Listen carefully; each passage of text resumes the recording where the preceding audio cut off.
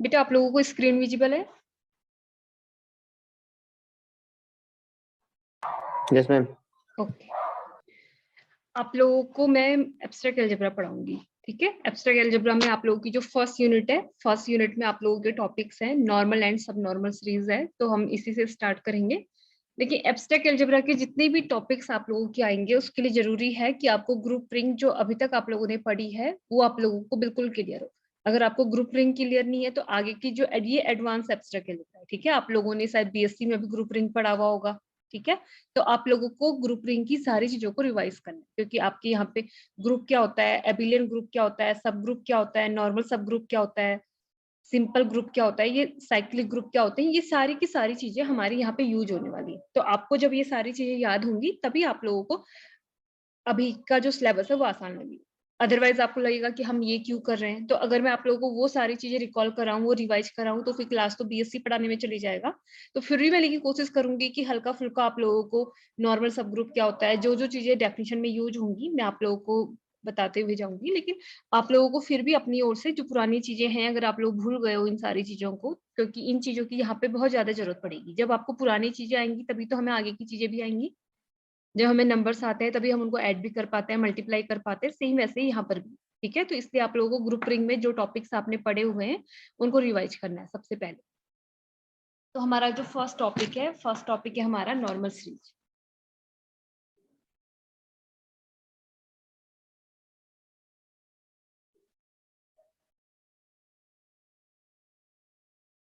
First topic है normal series.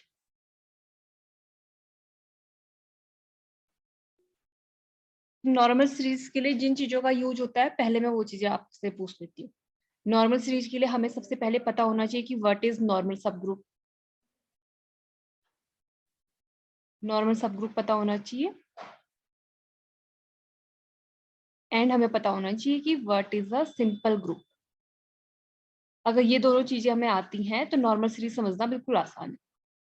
और अगर ये दोनों चीजें नहीं आती है तब नॉर्मल सीरीज हमारी टफ है, क्योंकि नॉर्मल सीरीज की डेफिनेशन में नॉर्मल सब ग्रुप एंड सिंपल ग्रुप यही यूज होने वाले हैं। तो मैं आप लोगों को ग्रुप की डेफिनेशन आप लोग बताएंगे कि अगर जी कोई ग्रुप है, ठीक है, अगर जी कोई सेट है and we call this is a group, ठीक है। और अगर हम इसको ग्रुप कह रहे हैं तो आप लोग बताइए कि इस सेट जी के पास में कौन कौन सी प्रॉपर्टीज होती हैं कि इसको हम ग्रुप बोलते हैं। किसी भी सेट को हम ग्रुप कब बोलते हैं, आप लोगों को याद है किन प्रॉपर्टीज को वो सेटिस्फाई करता है कि उसको हम ग्रुप बोलते हैं? The बेटा अगर closure आप लोगों को आता है associative तो आपने आंसर existence। देना है। हाँ बताओ, बताओ कमलेश। क्लोजर हो गया, क्लोजर हाँ ठीक है, क्लोजर प्रॉपर्टी, और एसोसिएटिव हो गया, ठीक है। फर्स्ट क्लोजर होती है, और existence of identity, existence of inverse. हाँ एसोसिएटिविटी चाहिए, and existence of existence inverse, existence और of existence identity, of existence of identity,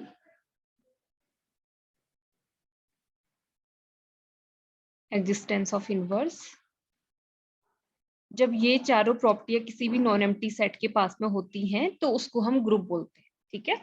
तो ग्रुप को डिफाइन करने के लिए एक ये चीज भी होती है बेटा, जैसे अब आप लोगों का फोर्थ सेमेस्टर में वाइवा होगा तो छोटी छोटी बेसिक से क्वेश्चंस होते हैं जो हमसे एग्जामिनर पूछता है। जैसे अगर आपसे पूछा जाएगा कि किसी भी सेट को, अगर कोई नॉन एम्प्टी सेट एक्स है, कोई सेट एक्स है, इसको आपने ग्रुप डिफाइन करना है, तो इसके पास में मिनिमम कितने एलिमेंट होंगे कि आप ग्रुप डिफाइन कर लेंगे। जैसे ग्रुप होता है, रिंग होता है, फिर वेक्टर स्पेस होता है, तो हर किसी के लिए पूछा जाता है कि how many minimum number of elements require a set to define a group और रिंग बट वेक्टर स्पेस, जो भी आपसे पूछा जा रहा है। तो अगर सेट एक्स को हमें ग्रुप डिफाइन करना है तो उसके पास में मिनिमम नंबर ऑफ एलिमेंट जो होने चाहिए, कम से कम एक एलिमेंट होना चाहिए, ठीक है। अगर उसके पास में एक एलिमेंट भी नहीं है, वो एम्प्टी सेट है, तो उसको हम ग्रुप डिफाइन नहीं कर सकते। क्यों नहीं कर सकते? क्योंकि उसके आपसे पूछा जाएगा क्यों नहीं कर सकते एम्प्टी सेट को ग्रुप डिफाइन, तो उसके पास में existence of identity, existence of inverse, हम इन सब चीजों की बात नहीं कर सकते ना। अगर हमारे पास में कोई भी एलिमेंट नहीं है, एम्प्टी सेट यानी कि हमारे पास में कुछ भी नहीं है, तो हम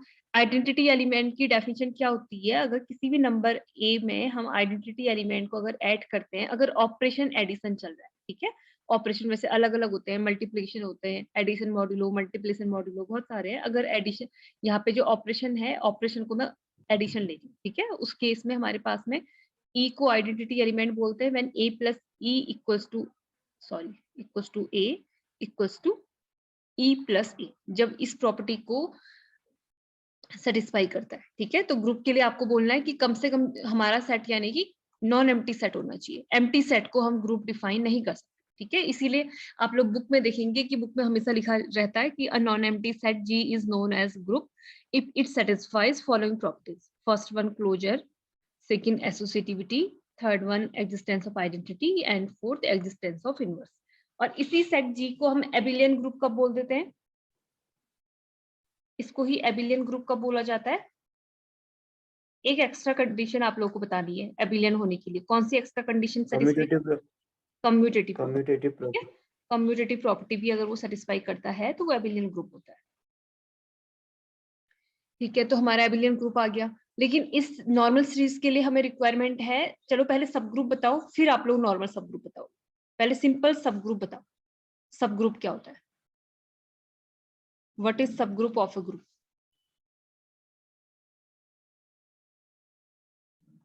जो डेफिनेशन याद आ रही है आप लोग को, बिल्कुल एग्जैक्ट ना भी याद हो, जो याद आ रहा है वो बताओ। सब ग्रुप क्या होता है? अगर जी कोई ग्रुप है तो उसका सब ग्रुप H कैसे डिफाइन किया जाता है? अगर जी कोई हमारा ग्रुप है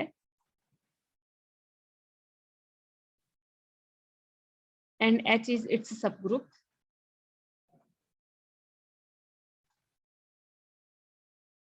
H is its subgroup. So when we call H is a subgroup, कौन सी दो कंडीशन H के पास में होनी चाहिए? कौन सी दो, क्या एक ही कंडीशन बता दो, बस दो कंडीशन H अगर सेटिस्फाई करता है तो उसको हम सब ग्रुप बोलते हैं। देखो सब ग्रुप होने के लिए फर्स्ट कंडीशन तो क्या है कि H हमारा सबसे पहले सबसेट होना चाहिए ना, सबसेट होना चाहिए G का, तभी तो वो सब ग्रुप भी होगा। और सेकंड, H अपने आप में H is group, H is itself a group होना चाहिए, ठीक है। बस H is itself a group.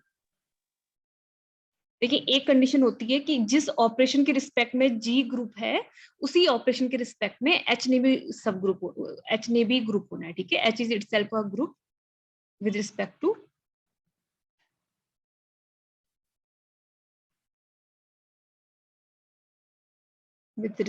To same operation as defined in G, as defined in G, ठीक है।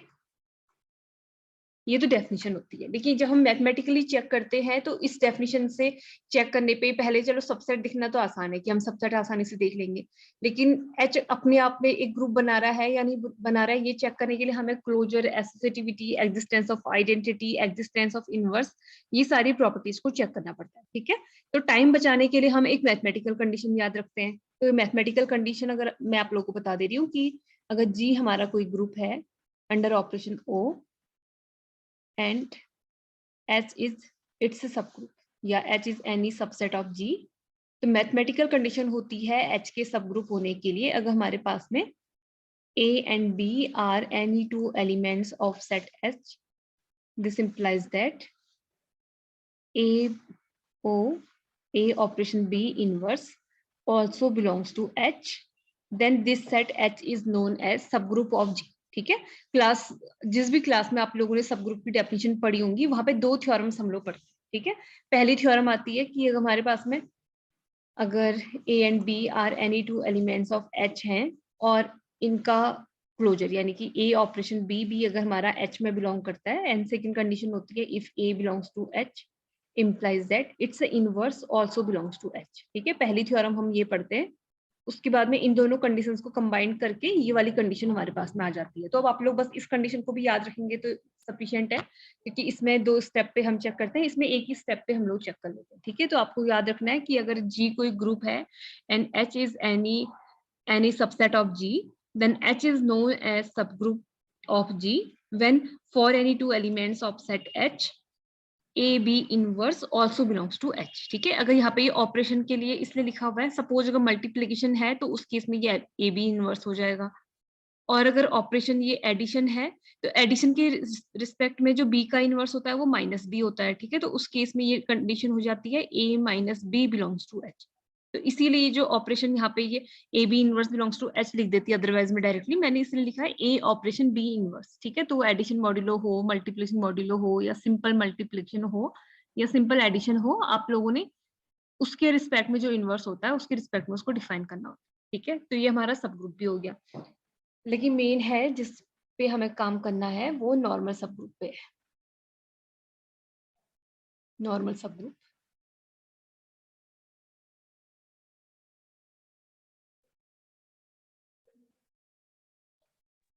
तो अब आप लोग बताओ कि पहले तो सब ग्रुप होना चाहिए वो, तो किसी भी सब ग्रुप को नॉर्मल सब ग्रुप कब बोलते हैं? नॉर्मल सब group is a kind of सब ग्रुप। तो कब किसी सब ग्रुप को हम नॉर्मल सब ग्रुप बोलते हैं? याद है किसी को कि कौन सी कंडीशन सेटिस्फाई, एक्स्ट्रा कौन सी कंडीशन इस सब ग्रुप के पास में होती है कि उसको हम नॉर्मल सब ग्रुप बोलते हैं? चलो मैं आप लोगों को बता रही हूँ। अगर हमारे पास में G is any group, G कोई ग्रुप है, and H is it's a सब ग्रुप। ठीक है, एंड H सब ग्रुप ऑफ G है, H is subgroup of G। तो इस सब ग्रुप को नॉर्मल सब ग्रुप हम तब बोलते हैं जब इस G के ईच एलिमेंट के लिए, suppose X is any arbitrary element of set G, इस ग्रुप के किसी भी आर्बिट्ररी एलिमेंट के लिए अगर हमारे पास में हम HX निकालें, हम लेफ्ट कोसेट निकालें या राइट कोसेट निकालें, दोनों की वैल्यू सेम आ जाती है। एक सिंपल सी डेफिनेशन तो ये होती है। ठीक है, या अगर आप लोगों को ज्यादा ही मैथमेटिकली जाना है, जो आप जब बुक में देखोगे तो उसमें लिखा हुआ आएगा, if G is any group and H is subgroup of G, then S is known as the normal subgroup of G if for any element of group H X inverse also belongs to H। ठीक है, चलो यहाँ पे ये H, यहाँ पे इसको, इस कंडीशन को मैं मॉडिफाई कर दे रही हूँ। अगर X बिलोंग्स टू G है and H is any element of H, तो कंडीशन ये लिखी हुई मिलती है हमें बुक में कि if X inverse also belongs to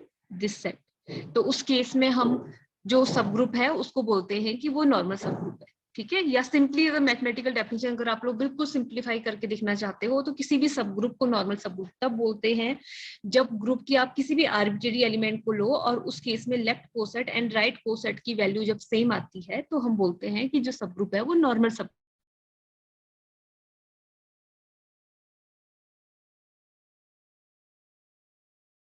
ठीक है, तो आप लोगों को मैं नॉर्मल सब ग्रुप पढ़ा रही थी, तो कोई भी सब ग्रुप नॉर्मल सब ग्रुप कब होता है? जब उसके left and right coset both are same. ठीक है, तो वो नॉर्मल सब ग्रुप होता है। और मैथमेटिकल कंडीशन क्या होती है किसी भी सब ग्रुप को नॉर्मल सब ग्रुप चेक करने की? हम कोई भी एक आर्बिट्ररी एलिमेंट ले लेते हैं ग्रुप का, if X is any arbitrary element of group and H is any element of subgroup, and if X inverse belongs to H, then H is known as normal subgroup। Normal subgroup, ठीक है। और normal सब group को denote करने के लिए जो notations होते हैं, एच इज, जैसे सब ग्रुप के लिए तो सिंपल नोटेशन यूज किया जाता है, लेकिन नॉर्मल सब ग्रुप को दिखाने के लिए हम एक ट्रायंगल से दिखा, ठीक है। H is normal subgroup of G। अगर कहीं पे आपको ये लिखा हुआ दिख रहा है, it means H is not simple subgroup, H is a normal subgroup, ठीक है।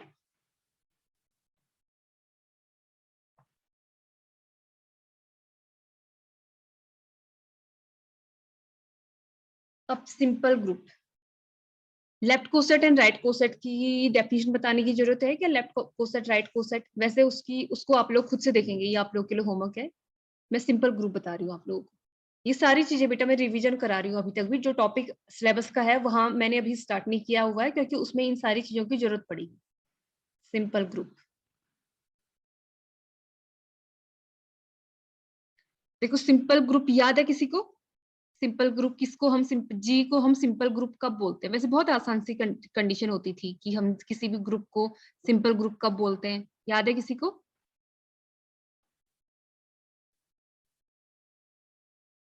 चलो मैं बता रही हूँ। अगर हमारे पास में, क्लोजर, हाँ बताओ बेटा।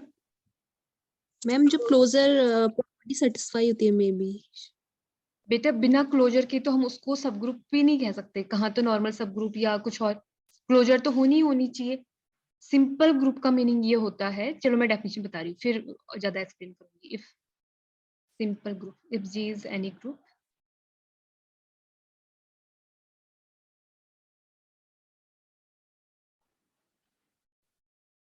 then G is known as, then G is known as a simple group, is known as a simple group if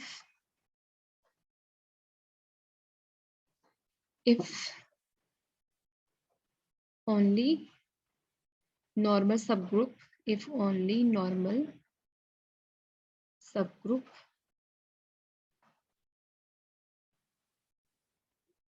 of G are trivial,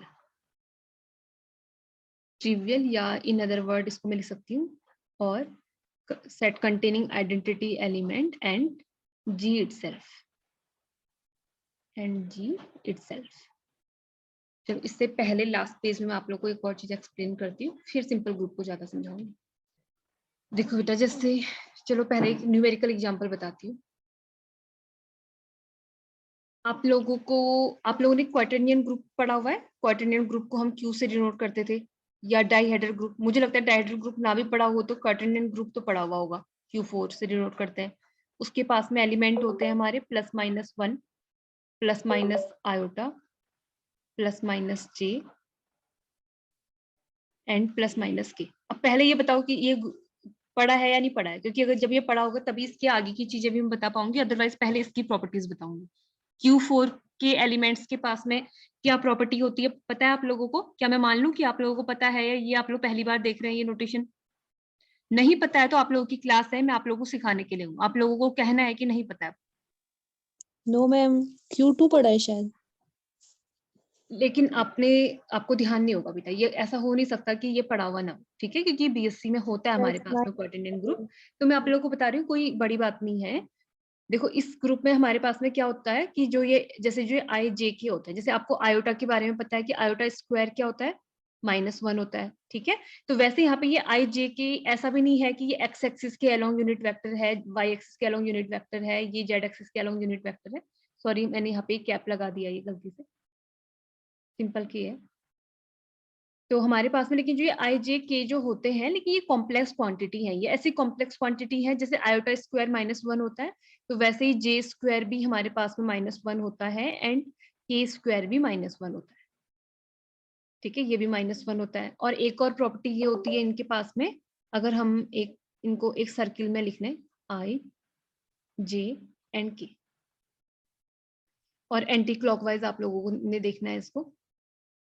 तो अगर आप आई और जे को मल्टीप्लाई करोगे तो के मिलेगा। जैसे वेक्टर में भी आप लोगों को वेक्टर के अकॉर्डिंग सोच सकते हो, वेक्टर में भी होता था ना, अगर आई कैप क्रॉस जे कैप करते हैं तो वो हमारे पास में क्या होता है, आई कैप क्रॉस जे कैप, वो तो 90 होता है। लेकिन अगर हम आई डॉट जे करते हैं तो उस केस में अलग अलग चीजें हमारे पास में आती है, ठीक है। ये तो वेक्टर की मैं बात कर रही थी, पुरानी चीजें मैथ्स में कभी भी भूलनी नहीं पड़ती, क्योंकि आप लोगों की जो 11th-12th की बीएससी की चीजें हैं वही तो आगे जाके आप लोगों की यूज होंगी।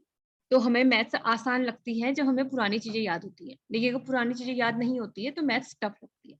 मैथ्स की इजी और टफ लगने के बीच में सिर्फ इतना सा गैप। अगर हमें पुरानी चीजें याद है तो मैथ्स सबसे आसान सब्जेक्ट है, और याद नहीं है तो फिर सबसे टफ, ठीक है। तो अब हमारे पास में और दूसरी प्रॉपर्टी इनके पास में ये होती है कि अगर आप आई और जे को आपस में मल्टीप्लाई करोगे, देखो एंटी क्लॉकवाइज जा रहा है तो आई जे के बाद में किया, ठीक है। और अगर हम जे से स्टार्ट करेंगे तो जे इंटू के हमारा होता है आई, और अगर हम के से स्टार्ट करेंगे तो के इंटू आई हमारा होता है जे। और लेकिन अगर आप क्लॉकवाइज अगर यहाँ पे हमसे आई के पूछा जाता, आई इंटू के, इसी के जस्ट नीचे लिख लेते हैं, अगर आई इंटू के पूछा जाता, देखो अभी एंटी क्लॉकवाइज जा रहा है, ठीक है, आई इंटू के, तो ये माइनस ऑफ जे होता है, माइनस ऑफ जे। और हमारे पास में अगर हम जे इंटू के करें, के इंटू जे, के इंटू जे अगर हम करें तो वो माइनस ऑफ आई होता है। और अगर हम j इंटू आई करते हैं तो वो होता है माइनस ऑफ k। ठीक है, तो अब आप लोगों को देखो क्या दिख रहा है, एबिलियन ग्रुप में तो क्या होता है, एबिलियन ग्रुप कम्यूटेटिव होता है, यानी कि आई जे इक्वल टू जे आई होना चाहिए। हमें साफ साफ दिख रहा है इन प्रॉपर्टीज से कि आई जे इज नॉट इक्वल टू जे आई है। ठीक है, तो जो क्वार्टरनियन ग्रुप होता है ये एक नॉन एबिलियन ग्रुप होता है। एक तो हमें यहाँ से ये पता चल गया कि जो क्वार्टरनियन ग्रुप है ये एक नॉन एबिलियन ग्रुप है, नॉन एबिलियन ग्रुप है। और ये ग्रुप होता है, आप लोग ये ग्रुप है कि नहीं है इसकी कंपोजिशन टेबल बना के देख सकते हैं, क्योंकि फाइनाइट ग्रुप की तो कंपोजिशन टेबल बनानी आसान होती है। 8 ही तो इसमें एलिमेंट है। आप लोग कंपोजिशन टेबल कैसे बनाते थे, हम ऐसे ऐसे टेबल बनाते थे ना, कंपोजिशन टेबल। आप यहाँ पे सारे ये 8 एलिमेंट लिखोगे, यहाँ भी लिखोगे, फिर आपस में दोनों का ऑपरेशन ये विथ मल्टीप्लिकेशन के रिस्पेक्ट में ये ग्रुप फॉर्म करता है। तो आप लोग अगर यहाँ पे, अब इतना स्पेस है नहीं, लेकिन आप लोग ये खुद से चेक करो, -1 1 आयोटा आयोटा जे जे ऐसे यहाँ पे लिखा जाता है, फिर यहाँ से मल्टीप्लाई करते हैं। फिर आप लोग देख लेंगे कि ये हम कंपोजिशन टेबल की हेल्प से कैसे हम देखते हैं कि जो फाइनाइट सेट है वो ग्रुप होगा या नहीं होगा। ये होमवर्क आपके लिए है, लेकिन मैं आपको बता रही हूँ कि ये ग्रुप है और इन सारी प्रॉपर्टीज से पता चल रहा है कि ये एक नॉन एबिलियन ग्रुप है। ठीक है, अब अगर मैं इसके नॉर्मल सब ग्रुप की बात करूँ कि इसके कितने नॉर्मल सब ग्रुप होते हैं, बेटे सारी की सारी चीजें ना बीएससी की चल रही है, क्योंकि मुझे ये लगता है कि अगर मैं जो चीज पढ़ाऊं तो वो आगे को आपको उसमें वो समझ में आए, इसलिए मुझे ये सारी पुरानी चीजें आप लोगों को रिकॉल करानी पड़ रही। तो अगर मैं Q4 के नॉर्मल सब ग्रुप की बात करूं, किसके अगर हमें नॉर्मल सब ग्रुप फाइंड करने हैं, Q4 के हम नॉर्मल सब ग्रुप फाइंड कर, normal subgroup of Q4।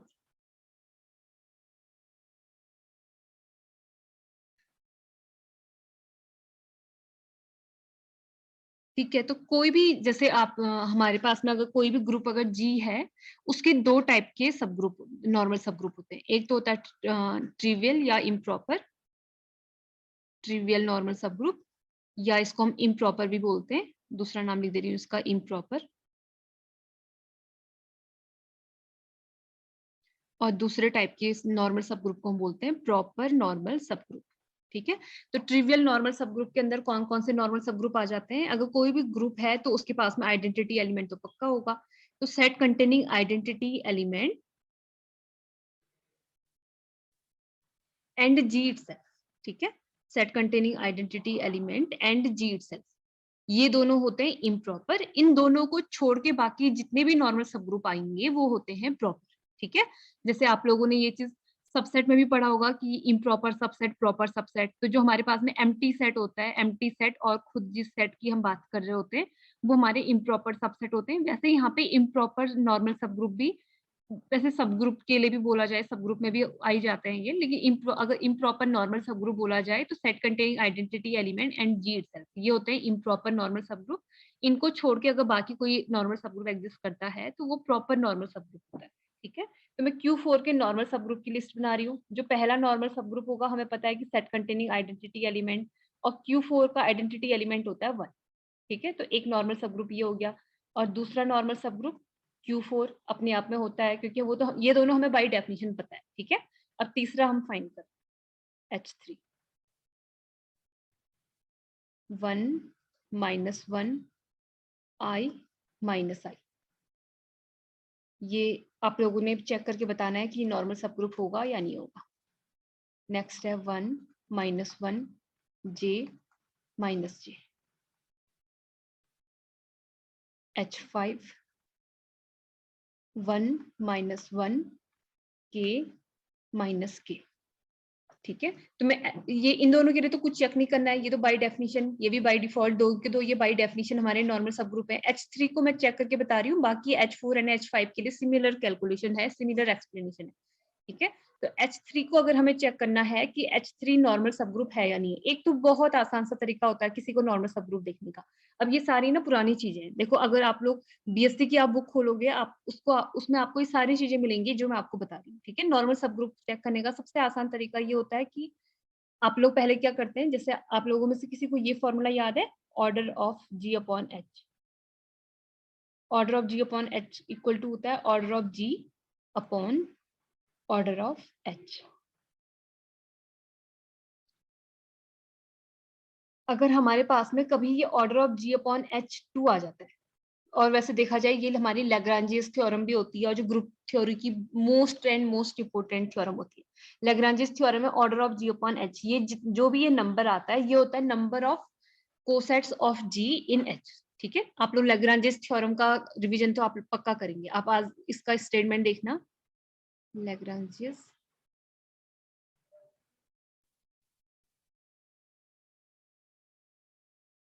लैग्रांजियस theorem कम से कम आप लोग को बिना रिवीजन करे इतना तो याद होना चाहिए कि लैग्रांजियस थ्योरम ये बताती है कि order of subgroup divides order of group. ठीक है, तो order of G upon H के बाद जो फॉर्मूला होता है, फिर इसको जब हम ज्यादा इंटरप्रेट करते हैं लैग्रांजियस थ्योरम को, तो ये बताती है कि जो order of G upon H है, जो भी वो नंबर आ रहा है, जैसे इस केस में 2 आ रहा है, तो ये 2 होता है कि जो अगर ये सब ग्रुप एच के नंबर ऑफ कोसेट्स अगर मैं पूछूं इन जी कितने होंगे, तो 2 कोसेट्स होते हैं एच के इन जी। ठीक है, तो आप लोगों ने आज इस थ्योरम का तो पक्का रिवीजन करना है, क्योंकि आप लोगों का जो नेक्स्ट टॉपिक है साइलो थ्योरम, जो आप लोग के सिलेबस का अभी का सबसे ज्यादा इंपॉर्टेंट टॉपिक है। ठीक है, तो साइलो थ्योरम में भी ये लैग्रांजियस थ्योरम हमारी काफी यूज होती है, तो आप लोगों ने लैग्रांजियस थ्योरम को आज पढ़ना है। ठीक है, तो order of G upon H हमारा यहाँ पे 2 आ रहा है। क्यों आ रहा है? क्योंकि देखो order of G upon H जो हमारे पास में अभी ऑर्डर ऑफ जी है वो 8 है। ठीक है, एंड ऑर्डर ऑफ एच क्या है, देखो इसमें कितने एलिमेंट है, 1 2 3 एंड 4।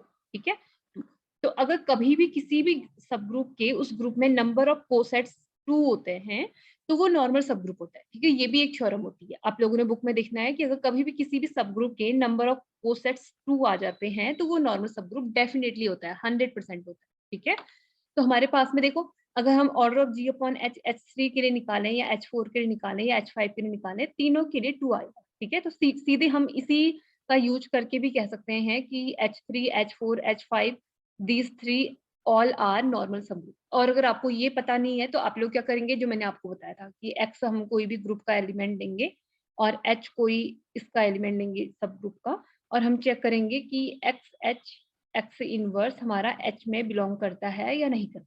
ठीक है, तो मैं X अगर H3 को चेक कर रही हूँ, तो इसके पास में X में कोई भी आर्बिट्रेरी एलिमेंट ले रही हूँ, सपोज X इक्वल टू मैं J ले ली। ठीक है, एंड H हमने ग्रुप इसी का एलिमेंट लेना है, तो मैं H इक्वल टू ले रही हूँ I। ठीक है, अब हम निकालते हैं X इनवर्स को निकालते हैं और देखते हैं कि वो H में बिलोंग करता है या नहीं करता है। X हमारा H और H का एलिमेंट हमने लिया हुआ है I, H equal to I, ये हमने लिया है I और X इनवर्स। ठीक है, J का इनवर्स होता है -J। ठीक है, J का इनवर्स होता है -J। अब अगर इसको हम आपस में सॉल्व करेंगे तो देखते हैं क्या आता है। ठीक है, माइनस साइन को मैं डायरेक्टली बाहर ले रही हूँ, JI J, तो एक काम कर लेती हूँ, इन दोनों को ब्रैकेट में रख रही हूँ। I इंटू जे होता है हमारा K, तो J इंटू के, और J इंटू के हमारा होता है IJK, J इंटू के हमारा होता है I।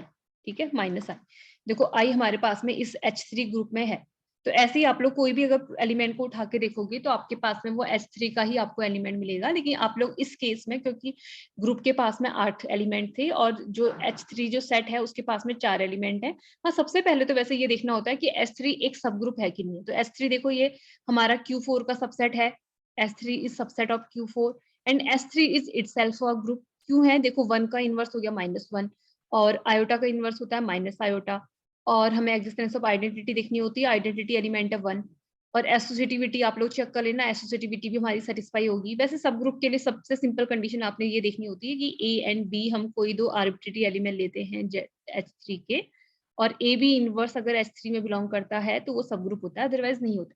पहले तो सब ग्रुप है कि नहीं है देखेंगे, तभी तो नॉर्मल सब ग्रुप देखेंगे। तो मैंने आप लोगों को जो एग्जांपल बताया, मैंने Q4 का एग्जांपल बताया, तो Q4 कैसा ग्रुप है जिसके पास में ट्रिवियल नॉर्मल सब ग्रुप भी है and non trivial normal subgroup. ठीक है, यहाँ पे इसको जैसे प्रॉपर भी बोलते हैं और नॉन ट्रिवियल भी बोलते हैं। ठीक है, दोनों नाम आपको पता होना चाहिए। तो Q4 हमारा ऐसा ग्रुप है जिसके पास में ट्रिवियल एंड नॉन ट्रिवियल दोनों टाइप के नॉर्मल सब ग्रुप। ठीक है, तो किसी भी सब ग्रुप को हम सिंपल ग्रुप तब बोलते हैं जब उसके पास में नॉर्मल सब ग्रुप सिर्फ और सिर्फ ट्रिवियल होते हैं। ये सिंपल ग्रुप की डेफिनेशन होती है। अब देखो जो मैंने सिंपल ग्रुप की डेफिनेशन लिखी थी, अब देखो उसको, हमारे पास में किसी भी ग्रुप को G is a group, then G is known as a simple group if only normal subgroup of G are trivial. ठीक है, ट्रिवियल यानी कि या तो सेट कंटेनिंग आइडेंटिटी एलिमेंट और G इटसेल्फ, यानी कि किसी भी ग्रुप को हम सिंपल ग्रुप कब बोलते हैं, जब उसके जो नॉर्मल सब ग्रुप हैं सिर्फ और सिर्फ ट्रिवियल होते हैं, उसके पास में नॉन ट्रिवियल सब ग्रुप एग्जिस्ट नहीं करते हैं, तब उसको हम बोलते हैं सिंपल ग्रुप। ठीक है, ये होती है सिंपल ग्रुप की डेफिनेशन। ये भी आप लोगों ने आज देखनी है। ठीक है, तो अब सिलेबस के टॉपिक का एटलीस्ट मैं इंट्रो दे देती हूँ, 2 मिनट हमारी क्लास के बचे हैं, फिर ज्यादा एक्सप्लेन उसको मैं कल करूंगी, लेकिन डेफिनेशन बता देती हूँ। तो हमारे सिलेबस का जो फर्स्ट टॉपिक है वो है नॉर्मल सीरीज। नॉर्मल सीरीज, अच्छा नॉर्मल सीरीज से पहले, लेकिन मुझे पहले आप लोगों को एक और चीज की जरूरत पड़ती है, कोशिएंट ग्रुप। इसको बता देती हूँ पहले, कोशिएंट ग्रुप। देखो बेटा, क्वेश्चन ग्रुप क्या होता है? अगर जी कोई ग्रुप है, ठीक है, if G is any group, question group define करने के लिए हमें कम से कम एक नॉर्मल सब ग्रुप चाहिए, and H is any normal subgroup. H is normal subgroup of G. H is normal subgroup of G, ठीक है। तो जी अपॉन एच को हम बोलते हैं क्वोशिएंट ग्रुप। देखिए जी अपॉन एच तो सिंपल नोटेशन तो आसान था, इस जी अपॉन एच को हम क्वोशिएंट ग्रुप बोलते हैं। क्वोशिएंट क्यों बोलते हैं? क्योंकि ये क्वोशिएंट पी अपॉन क्यू की फॉर्म का होता है, इसलिए इसको क्वोशिएंट ग्रुप बोला जाता है। लेकिन ये किन किन का कलेक्शन होता है? ये होता है क्वोशिएंट ग्रुप। अब देखो क्वोशिएंट ग्रुप को वैसे मैथमेटिकली डिफाइन किया जाता है, G upon H equal to होता है H X such that X belongs to G. देखो बेटा, नॉर्मल सब ग्रुप है तो आपको पता है कि by definition of normal subgroup H X equal to X H होता है, ठीक है। तो जो क्वोशिएंट ग्रुप होते हैं ये कलेक्शन ऑफ कोसेट्स होते हैं, ठीक है। लेकिन अगर एच हमारा नॉर्मल सब ग्रुप है तो हमें पता है कि in case of normal subgroup left coset equal to right coset, ठीक है। तो उस केस में आप लोग इसको ऐसे भी डिफाइन कर सकते हो, आप इस ग्रुप को ऐसे भी डिफाइन कर सकते हो, X H such that X belongs to G. तो इट मीन्स जो ये क्वोशिएंट ग्रुप होता है ये होता है कलेक्शन ऑफ कोसेट्स।